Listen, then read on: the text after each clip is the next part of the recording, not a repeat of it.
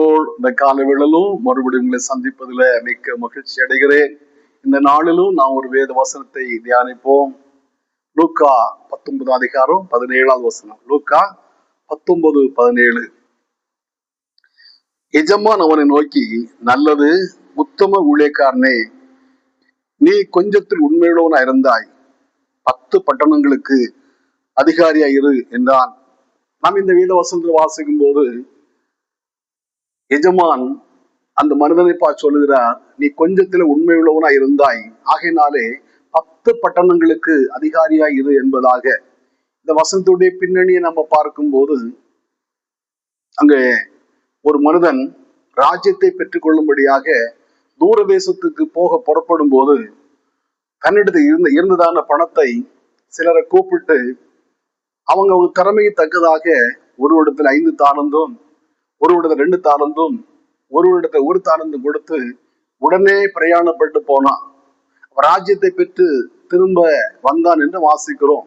திரும்ப வரும்போது அவன் அந்த தாளந்துகளை வாங்கின மனிதர்களை கூப்பிட்டு அவளை விசாரிக்கிறான். விசாரிக்கும் போது 5 தாளந்தை வாங்கினவன் இன்னும் 5 தாளந்தை சம்பாதித்து 10ஆக மாற்றினான்.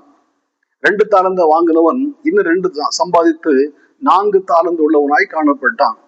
1 தாளந்தை வாங்கினவன் குழி தோண்டி மண்ணுக்குள்ள புதைத்து வைத்தான்.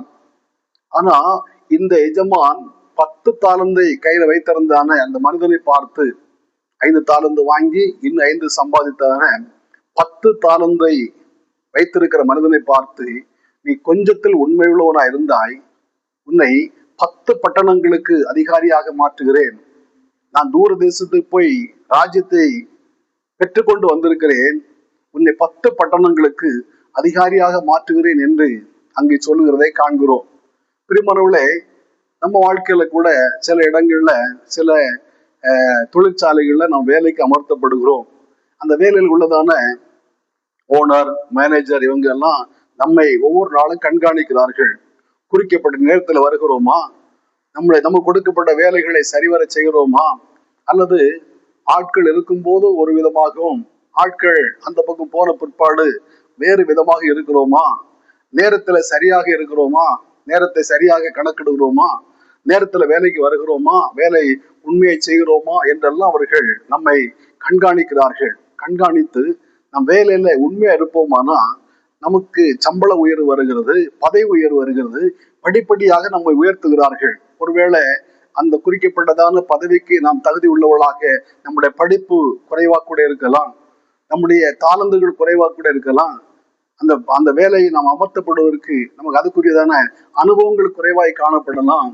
நம்முடைய உண்மையை பார்த்து நம்மை அங்கே உயர்த்துகிறார்கள், அந்த உயர்வான பதவியை நமக்கு கொடுக்கிறார்கள். இதே போலதான் இந்த மனிதனும் தன்னிடத்துல வாங்கினதான 5 தாளந்தை கொண்டு போய் அவன் வியாபாரம் பண்ணி கடுமையாக உழைத்து அந்த 5 தாளந்தை 10 தாளந்தாக மாற்றினபடினாலே அவனிடத்துல 10 பட்டணங்களை அந்த மனிதன் கொடுக்கிறான் என்று நம்ம வாசிக்கிறோம். திருமண வேதத்துல கூட நான் வாசிக்கும் போது தாவீதை ஆண்டவர் தெரிந்து கொண்டார். தாவீதை தெரிந்து கொள்ளும் போது பாருங்க, 1 சாமுவேல் 17ஆம் அதிகாரத்துல ஈசாய் தாவீதை அழைத்து சொல்லுகிறார், உடைய அண்ணன்மாரு யுத்தத்துக்கு போய் பல நாட்கள் ஆகிவிட்டது, ஏறக்குறைய 40 நாள் ஆகிறது, ஆகினாலே அவள் சுகமா இருக்கிறார்களா, போய் பார்த்துட்டு வா அப்படின்னு சொல்லுகிறாரு. உடனே தாவீது அதிகாலையில் எழும்பி தனக்கு கொடுக்கப்பட்டதான அந்த கொஞ்சம் ஆடுகளை காவலாளி வசமாய் விட்டு திரும்பி வந்து தகப்படத்திலிருந்து இந்த வறுத்த பயிறு அந்த அண்ணமாருக்கு கொடுக்கும்படியாக தகப்பன் வைத்திருக்கிறதான உச்சதங்களை வாங்கி கொண்டு ஓட்டமாக போய் அவனுடைய அண்ணாவை விசாரிக்கிறார். பாருங்க, தனக்கு கொடுக்கப்பட்டதான ஆடுகள் கொஞ்சம், அந்த கொஞ்சம் ஆடுகளை காவலாளி வசமா விட்டார். ஒருவேளை அந்த தாவீது சொல்லலாம், நான் எங்க அண்ணாவுடைய சேமத்தை பார்க்க போறேன், இந்த ஆடுகளை நீங்களே மேய்த்து கொள்ளுங்க, நீங்களே பார்த்துக்கோங்க அப்படின்னு தகப்படத்துல விட்டுட்டு தாவீது போக நியாயமான காரணங்கள் இருக்குது, நியாயம் இருக்கிறது. நான் தான் அண்ணாவை விசாரிக்க போறேன்னு, இந்த ஆடுகளை யார் பார்ப்பது, நீங்களே பாருங்க அப்படி சொல்லி அந்த ஆடுகளை தகப்பன்னு விட்டு போகவில்லை. அந்த ஆடுகளை காவலாளி வசமாய் விட்டு தன்னுடைய தகப்பன் கொடுத்த அந்த வேலையை செய்யும்படியாக போனார். மாத்திரமல்ல, சவுலை பார்த்து அந்த தாவீது சொல்லும் போது, தகப்பனுடைய கொஞ்சம் ஆடுகளை நாம் மேய்த்து கொண்டிருக்கும் போது ஒரு முறை ஒரு சிங்கம் வந்தது, ஒரு முறை ஒரு கரடை வந்தது. என்னுடைய ஆட்டை பிடித்த போது நான் அவைகளை தொடர்ந்து போய் அதனுடைய வாய்க்கு என்னுடைய ஆட்டை தப்புவித்தேன். அது என்னிடமாய் பாய்ந்த போது நான் அதை அடித்து கொன்று போட்டேன்னு சொல்லுகிறான். அப்படியானா தகப்பனுடைய ஆடுதான். தகப்பனுடைய ஆடுல ஒன்று ஏதோ செத்து போனா தகப்பன் ஏதோ சண்டை போடுறது இல்லை, அவனை தண்டிக்கிறது இல்லை. மகனே, ஆடு போனாலும் பரவாயில்ல, நீயாவது உயிரோடு இருக்கிறாய் அப்படின்னு சொல்லி அவனை மெச்சிக் கொள்வார். ஆனா இந்த தாவீது அப்படி இல்லை. தகப்பனுடைய மந்தையில ஆட்டுல ஒன்றுமே குறையக்கூடாதுன்னு சொல்லி தன்னுடைய ஜீவனையும் பாராமல் அந்த ஆட்டை தப்பிவித்தார். சிங்கம் தன்மேல் பாய்ந்த போது அதை கொன்று போட்டார் என்று வேதத்துல வாசிக்கிறோம். இந்த உண்மையை கர்த்தர் பார்த்து இந்த தாவீதை கர்த்தர் ராஜாவாக அபிஷேகம் பண்ணினார்.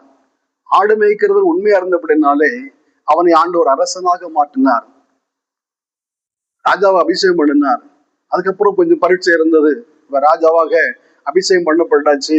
உடனே இவன் சவுலை கொன்று போட்டு ராஜ்யத்தை பிடிக்கிறானா அல்லது சவுல் சாகிற வரைக்கும் காத்திருக்கிறான் என்பதை ஆண்டவர் பார்த்தார். காரணம், யெகூ என்று சொல்லக்கூடியதான ஒரு ராஜாவை தீர்க்கதரிசியின் புத்திரர் ஒருவன் அபிஷேகம் பண்ண உடனே இஸ்ரவேல் ராஜாவை கொன்று போட்டு ஆகாப்புடைய ராஜ்யத்தை, ஆகாப்புடைய சிங்காசனத்தை யெகூ பிடித்தான். அதே போல இவன் பிடித்து விடுவானோ, ஒருவேளை அதுக்காக பிந்தின நாட்களா இருக்கலாம். சவுலை ராஜாவாக மாற்றி, சவுல் ராஜாவாக இருக்கிறார், தாவீதை ராஜாவாக்குன்னு உடனே அவன் ராஜ்யத்தை பிடிக்கிறானா, இல்ல சவுல் சாகிற வரையும் காத்திருக்கிறான் என்பதை அறிவதற்காக ஆண்டவர் ஒரு பரீட்சை வைத்தார். அந்த பரீட்சையிலும் தாவீது உண்மையாய் காணப்பட்டார். கர்த்தர் அபிஷேகம் பண்ணவர் மேல என் கை வைக்க மாட்டேன் என்பதுல உறுதியாய் காணப்பட்டார். அதுக்கப்புறம் ராஜ்யத்தை கொடுத்தார், யூத கோத்திரத்தை கொடுத்தார். யூத கோத்திரத்தை அவன் 3.5 ஆண்டுகள் பராமரித்தான், நியாயம் விசாரித்தான். அதுல உண்மையா இருந்தபடினாலே மறுபடியும் சமஸ்த இஸ்ரவேல் ஜனங்களையும் தாவீதுடைய கையில ஒப்பு கொடுத்தார் என்று வேதத்துல வாசிக்கிறோம். பாருங்க, கொஞ்சத்தில் உண்மையா இருந்ததான, கொஞ்சம் ஆடுகளை மேய்ப்பதில் உண்மையா இருந்ததான அந்த தாவீதை ஆண்டவர் அரசனாக மாற்றினார். யார் நடுவுல ராஜாவை அபிஷேகம் பண்ணினார்? 1 சாமுவேல் 16 அதிகாரத்துல வாசித்தா, ஈசாயுடைய 3 பிள்ளைகள் ஆர்மியில இருக்கிறாங்க. யுத்தத்தை நன்றாக கற்று தேர்ந்தவர்கள், பட்டயத்தை பிரயோகிக்கு அறிந்தவர்கள், வில்லுனால அம்பு எய்ய நன்றாக தெரிந்தவர்கள், பல யுத்தங்களை பார்த்தவர்கள், யுத்தத்துல போய் வெற்றி கண்டவர்கள். ஆனா தாவீதுக்கு யுத்தம் பண்ண தெரியாது, வாளை எப்படி எடுத்து வெட்டணும்னு தெரியாது, அம்பு எப்படி எய்ய வேண்டும்னு தெரியாது. அவன் ஆடு மேய்க்க தெரியும், அந்த கவன் கல்லுனால குருவி அடிக்க தெரியும், ஆனா யுத்தத்தை பற்றி தெரியாது. ஆனா ஒன்று தெரியாத அந்த தாவீதை எல்லாவும் அறிந்ததான சவுலுடைய ஈசாயுடைய மற்ற பிள்ளைகள் நடுவுல தேவன் தாவீதை அபிஷேகம் பண்ணினார். பாருங்க, ஒன்றுமே தெரியாது. தாவீதுக்கு யுத்தத்தை கற்றுக் கொடுத்தது யாரு? கர்த்தர். தாவீது சொல்கிறார், என் கைகளை போருக்கும் என் விரல்களை யுத்தத்தும் படிப்பிக்கிற தேவனாய் கர்த்தாவே என்று. அப்படியானா யுத்தத்தை கற்றுக் கொடுத்ததே கர்த்தர் தான். தாவீதை ராஜாவை அபிஷேகம் பண்ண பிற்பாடுதான் யுத்தத்தை ஆண்டவர் பழக்கி கொடுத்தார், கற்றுக் கொடுத்தார். ஆனா அந்த யுத்த கலைகளை தெரிந்துதான சகோதரர் நடுவுல தாவீதை தேவன் ராஜாவாக அபிஷேகம் பண்ணார். என்னை கேட்கிற அருமையான தேவனுடைய பிள்ளைகளே, நீங்க உண்மை உள்ளவளா இருப்பீங்களான்னா உங்களுக்கு அனுபவங்கள் கூட தேவையில்லை.